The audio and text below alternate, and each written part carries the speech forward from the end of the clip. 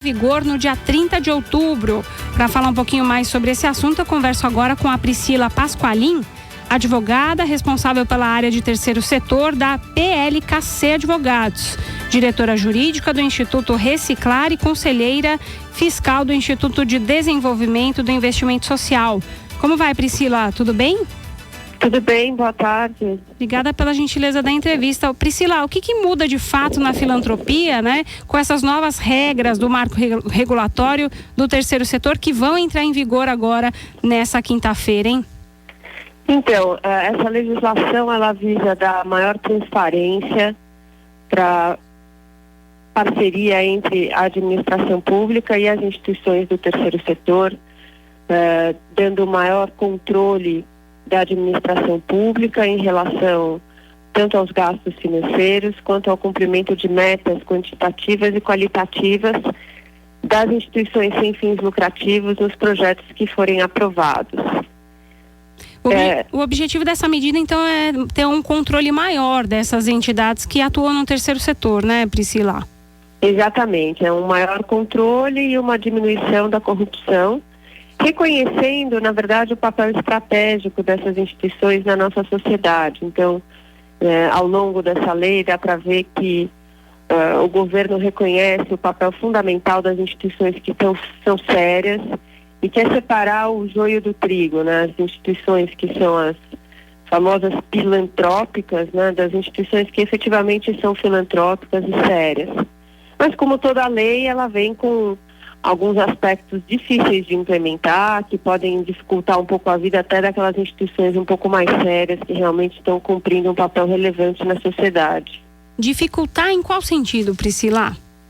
Então, um ponto que é importante dessa nova lei é que ela veio estabelecer que um dos dirigentes da instituição, que na maioria das vezes são dirigentes voluntários, que se dedicam com seriedade à atividade filantrópica, ela veio exigir que um dos dirigentes seja considerado responsável solidário por todas as obrigações da instituição. E isso é uma exigência, a meu ver, um pouco forte demais e desnecessária. A legislação já prevê a responsabilidade solidária e o que significa obrigar a devolver um patrimônio que tenha sido desviado, por exemplo, sem a exigência dessa lei, né? Sem a exigência de um aval do dirigente no próprio termo de parceria. Ou seja, num procedimento onde se apure que houve má-fé, a legislação atual já prevê que quem responde por aquilo é aquele dirigente que contribuiu para a prática da fraude. Agora, com essa nova lei, na verdade, ela colocou os dirigentes, mesmo que não tenham praticado nenhuma má-fé, como responsáveis solidários por obrigações. Então, por vezes você tem uma exigência burocrática de apresentação de um ou outro documento que, por vezes, não é conseguido pela instituição sem haver qualquer má-fé.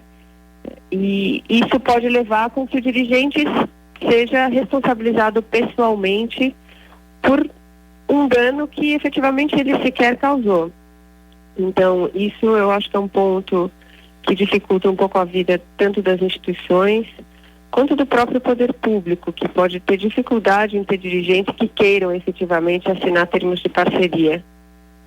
Agora, você observa, Priscila, que as empresas estão se preocupando cada vez mais com essa questão da responsabilidade social no terceiro setor? Sim, a gente no Brasil tem até uma característica diferente de outros países, onde as empresas efetivamente têm uma atuação social mais desenvolvida. E o que eu tenho visto é que as empresas estão cada vez mais querendo alinhar o seu investimento social à atividade da própria empresa, promovendo aí um ganha-ganha, né? Um desenvolvimento de algum setor da sociedade que tem alguma correlação com a atividade empresarial. Mas ainda a gente tem um investimento social das empresas bastante voltado para incentivos fiscais. Então, é quase que uma destinação dos impostos voltados para a área social, o que é muito bom, porque isso realmente faz com que a iniciativa privada, com as características dela de inovação, de um planejamento mais ágil, mais inovador, criativo, consiga criar talvez alternativas que sejam replicáveis no futuro para políticas públicas que beneficiem todo o país. Então, eu vejo isso como uma evolução da nossa sociedade. Realmente estamos num momento mais maduro da responsabilidade empresarial, né, social. Agora, o empresário que quiser adotar a filantropia na sua filosofia de administração, né? Quais são os passos que ele deve dar nesse sentido? Quer dizer, ele não pode adotar a filantropia de uma hora para outra, né? Quais são os caminhos que ele deve adotar, que ele deve seguir para aglomerar ou até mesmo incorporar a filantropia na filosofia do empreendimento, hein? Então, o que eu tenho visto é que as questões de filantropia e investimento social, elas têm feito parte da pauta do planejamento estratégico da própria empresa. Então, você tem dois âmbitos que eu vejo que existe uma atuação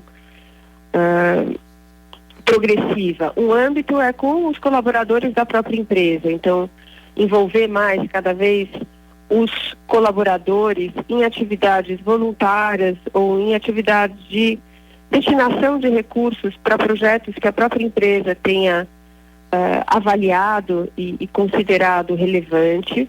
Então, você vê que os funcionários hoje cada vez mais estão querendo fazer parte de empresas que têm um engajamento social.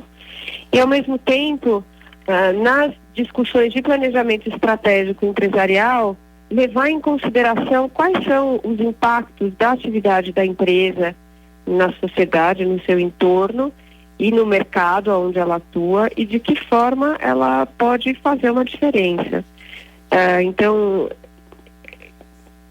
eu diria que assim, um primeiro passo é começar a colocar um olhar, e muitas vezes a empresa precisa de alguém que já tenha experiência nesse setor, já tenha atuado nesse setor, para conseguir trazer questões e questionamentos que muitas vezes os executivos acabam não fazendo no seu dia a dia na análise dos negócios da empresa. Muito bem, essa é a advogada Priscila Pasqualin, responsável pela área do terceiro setor da PLKC Advogados, diretora jurídica do Instituto Reciclar e conselheira fiscal do Instituto de Desenvolvimento e Investimento Social. Priscila, muito obrigada pela entrevista e até uma próxima. Obrigada. Boa tarde.